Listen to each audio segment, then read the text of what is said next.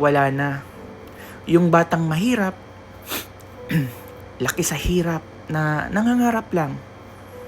Nangangarap di lang para sa kanya, para din sa amin. Nabura lahat yun. Nabura lahat.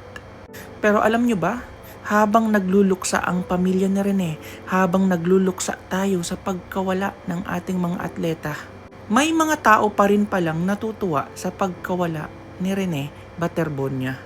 Ito si Kuya. Sobra siyang natutuwa dahil daw nawala na si Rene. Nagpasalamat pa siya sa Aurora. Salamat kasi tayo si Rene. At hindi pa siya nagpaawat, tinuloy-tuloy niya pa. Salamat talaga Aurora, nang dahil sa'yo tayo si Rene. Bakit kailangan mo magpapansin ng ganito, sir? Salamat Aurora, dahil naman si Rene. Salamat talaga Aurora, dahil sa'yo tayo si Rene. Okay lang naman yung mga bashing na puro Rene na lang yung content para maraming views. Kasi di ko naman mapiplease lahat ng tao, especially si Jenica. Di ba te? Libo-libong content creators ang nagko-content ngayon kay Rene. May mga nagbebenta pa nga ng damit at jerseys at gamit yung mukha ni Rene. Pinagkakakita ang literal. Wala po ditong sahod sa TikTok since bago pa lamang po itong account ko. At hindi ko po ito minamaximize para lang pagkakitaan si Rene. Kasi sa pinakaunang sharings ko, nag-share lang ako ng emosyon ko kasi sobra akong apektado. Hindi ko naman po akalain, Ate Jenica, na may mga magbe-message sa akin, may mga mag-share ng info sa akin, at may mga makakapag-appreciate sa akin. Gusto kong isabay yung investigasyon ko, yung mga insights ko, yung kahit allegation at speculation ko sa mga taong naghahanap din ng hustisya. Kaya sobra po ako nagpapasalamat sa mga nakaka-appreciate. Kila Ma'am Maze, Ma'am Tess, at Ma'am Smile Ann. Ito pa si Ma'am Arlene. Kakarampot lang naman ang mga gaya nyo, Ate Jenica. Muli, libo-libo po ang content creators na gumagawa o nag-edit lang ng video pero yung views, millions.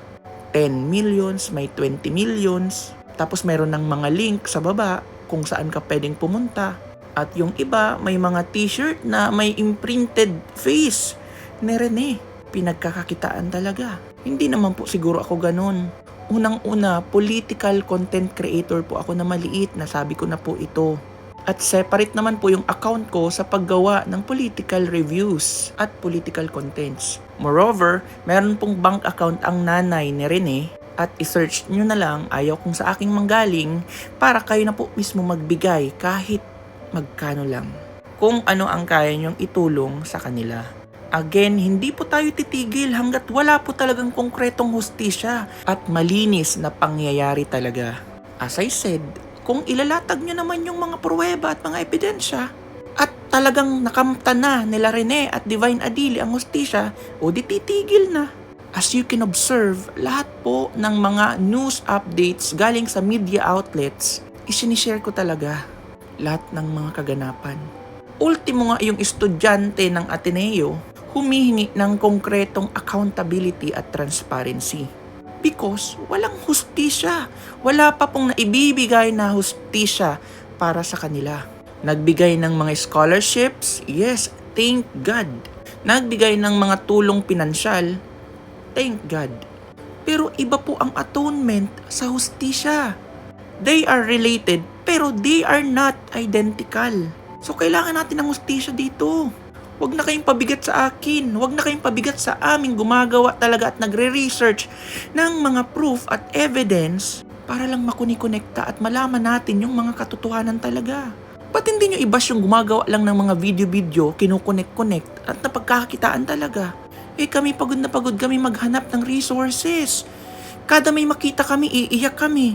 Kada may mabasa kaming mga emotional statements, iiyak kami. Ang hirap nun. Kasi apektado kami at naghahanap din kami ng hustisya. Siguro hundreds talagang diligent talaga yung paghahanap ng mga ebidensya, mga pruweba. Pero libo-libo po ang gumagawa ng mga contents na talagang mga videos lang ini-edit-edit lang nila. Siguro doon na lang muna kayo, B. Huwag mo muna kaming gambalain, Ate Jenica. Okay lang ba? Saka ikaw, sir, bilang natutuwa ka sa pagkawala na rin God bless you. Yun na lang siguro muna.